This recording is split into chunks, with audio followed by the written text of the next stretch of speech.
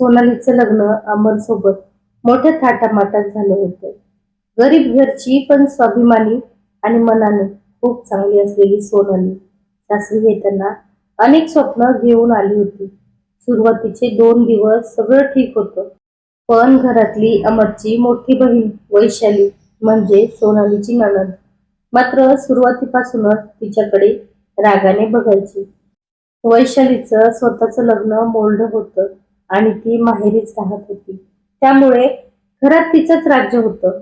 आई वडील सुद्धा तिच्या शब्दाबाहेर जात नव्हते. सोनाली काही काम करत असली तरी वैशाली मुद्दाम चुका काढायची. अगं, तुला भाकरीही नीट करता येत नाहीत का? आमच्या घरात अशा आळशी बाया चालत नाहीत, असं बोलून ती रोज सोनालीचा अपमान करायची. सोनाली सुरुवातीला शांत राहायची, कारण तिला वाटायचं की हळूहळू सगळं ठीक होईल.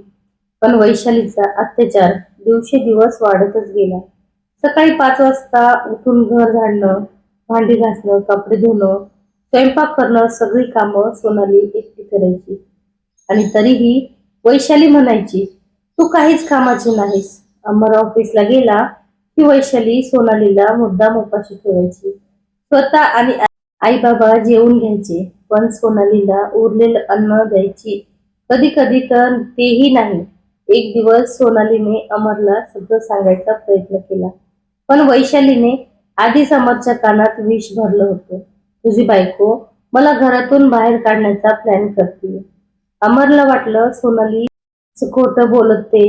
त्याने उलट सोनालीलाच ओरडलं. त्या दिवशी सोनाली खूप रडली. तिला आईबाबांची आठवण आली, पण त्यांना त्रास होईल म्हणून ती काही बोलली नाही. काही दिवसांनी गावात जत्रा होती. घरातले सगळे जत्रेला गेले, पण वैशालीने सोनालीला घरातच ठेवले. तू घर सांभाळ, नोकराणीचं काम तुझंच, असं म्हणून ती हसली. सोनाली दिवसभर एकटी रडत बसली. रात्री अमर आला तेव्हा त्याने विचारलंही नाही की तू आली नाहीस का.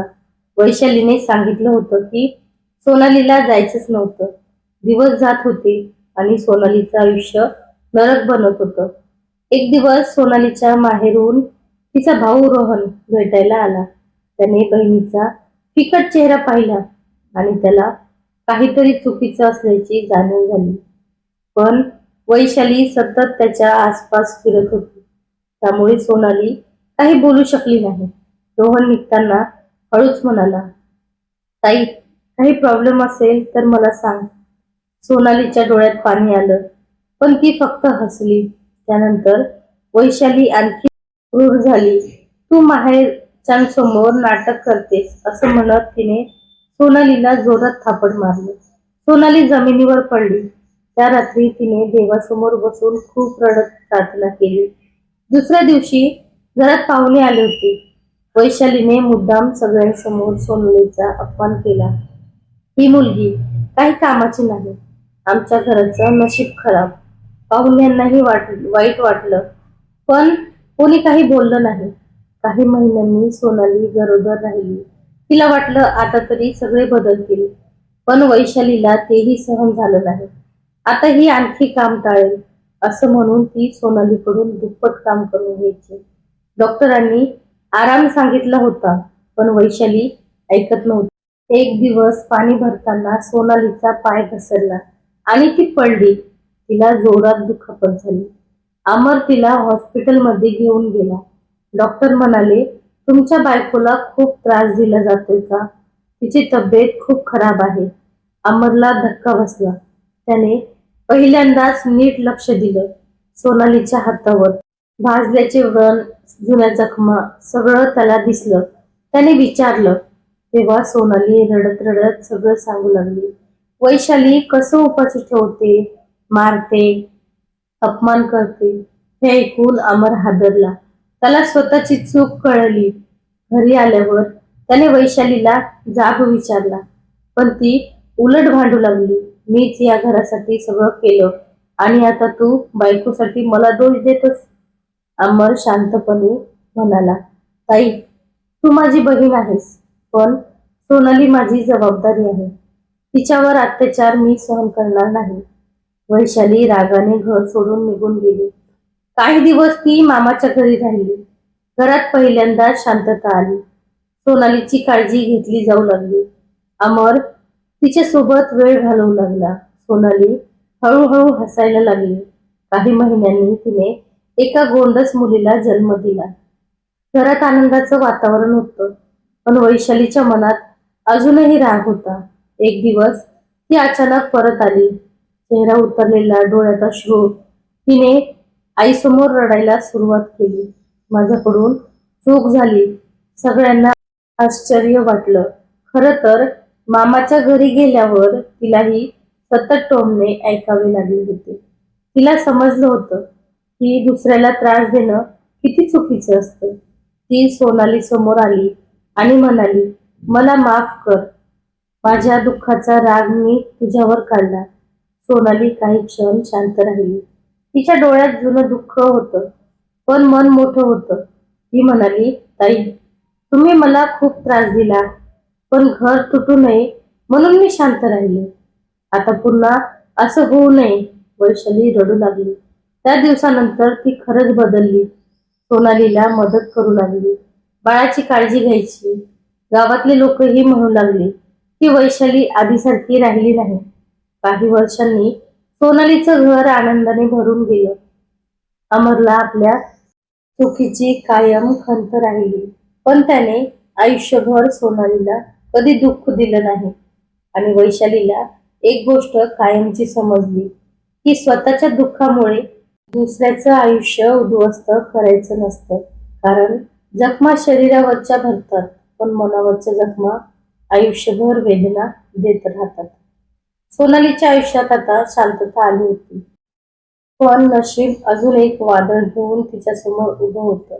वैशाली बदलली होती खरी, पण गावातल्या काही बायका मात्र सोनालीच्या सुखाकडे वाईट नजरेने बघत होत्या. कालपर्यंत रडत होती आणि आता बघा कसं राज्य करते, अशा कुजबुजी सुरू झाल्या. वैशालीला हे ऐकून खूप वाईट वाटायचं, कारण तिला माहिती होतं की सोनालीने किती सहन केलं आहे. एक दिवस गावातल्या एका बाईने वैशालीला मुद्दाम चिथावलं, तुझ्या भावाच्या घरात आता तुझी किंमतच उरली नाही. ते ऐकून काही क्षण तिच्या जुन्या स्वभावाने डोकं वर काढलं, पण लगेच तिने स्वतःला सावरलं. ती घरी आली आणि सोनाली समोर बसली. लोक मला पुन्हा भडकवायचा प्रयत्न करतायत, पण मी आता तुझ्या सोबत आहे, असं ती म्हणाली. सोनालीच्या डोळ्यात पाणी आलं. तिला पहिल्यांदाच नंदीत आईसारखी माया दिसली. दिवस छान चालले होते. छोट्या परीसारखी मुलगी घरात सगळ्यांची लाडकी झाली होती. पण अचानक अमरच्या कंपनीत मोठी कपात झाली आणि त्याची नोकरी गेली. घरात पुन्हा चिंता पसरली. अमर दिवसभर शांत बसून राहायचा. मी आता घर कसं चालवू या विचाराने तो तुटत चालला होता.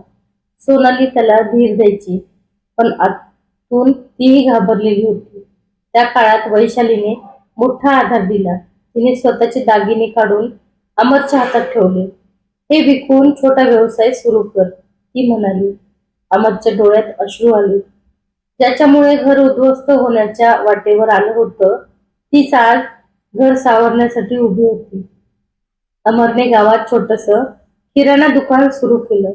सुरुवातीला व्यवसाय कमी होता, पण सोनाली आणि वैशाली दोघी मिळून दुकान सांभाळू लागल्या. सोनाली सकाळी घरकाम करून दुकानात बसायची. तिच्या गोड बोलण्यामुळे ग्राहक वाढू लागले. काही महिन्यात दुकान चांगलं चालू लागलं, पण सुख पुन्हा फार काळ टिकत नाही. एक रात्री दुकानातून परतताना अमरचा अपघात झाला. त्याच्या पायाला गंभीर दुखापत झाली. डॉक्टरांनी काही महिने आराम सांगितला. घरावर पुन्हा संकट कोसळलं. सोनाली पूर्णपणे खचली, पण वैशालीने तिला मिठी मारली. आधी तू एकटी सगळं सहन केलंस, आता मी तुझ्यासोबत आहे, ती म्हणाली. दुसऱ्या दिवसापासून वैशाली दुकान सांभाळू लागली. गावातले लोक आश्चर्याने बघत होते. जी वैशाली पूर्वी सोनालीला त्रास द्यायची, तीच आज तिच्यासाठी दिवस रात्र मेहनत करत होती. एक दिवस दुकानात गावातला श्रीमंत सावकार आला.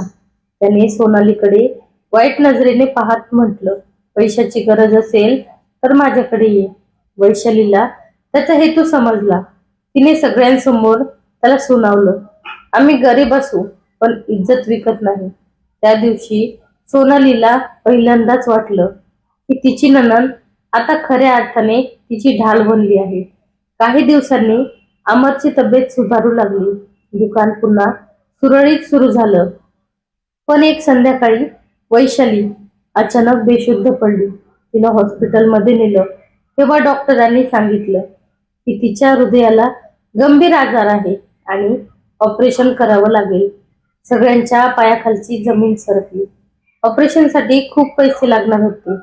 अमरने दुकान विकायचं ठरवलं, पण सोनाली तयार झाली नाही.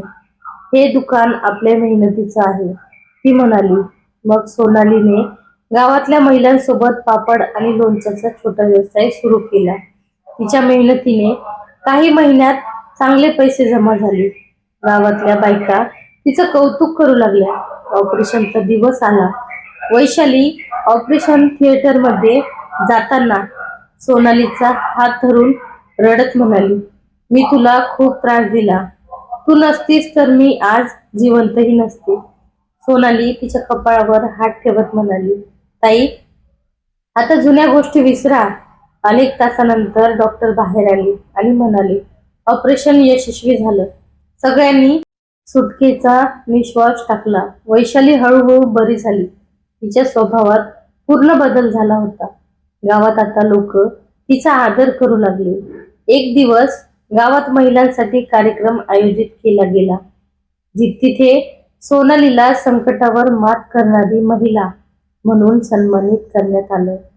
स्टेजवर उभं राहून सोनाली म्हणाली, स्त्रीचं आयुष्य कितीही कठीण असलं तरी ती प्रेमाने आणि ध्येयाने सगळं बदलू शकते. तिच्या बोलण्यावर सगळ्यांनी टाळ्या वाजवल्या. वैशाली खाली बसून रडत होती, कारण तिला माहित होतं की या स्त्रीला सर्वात जास्त दुःख तिनेच दिलं होतं.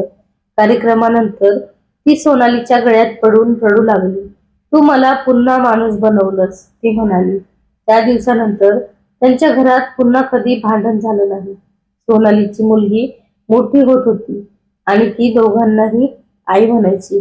ते ऐकून वैशालीच्या डोळ्यात आनंदाश्रू यायचे.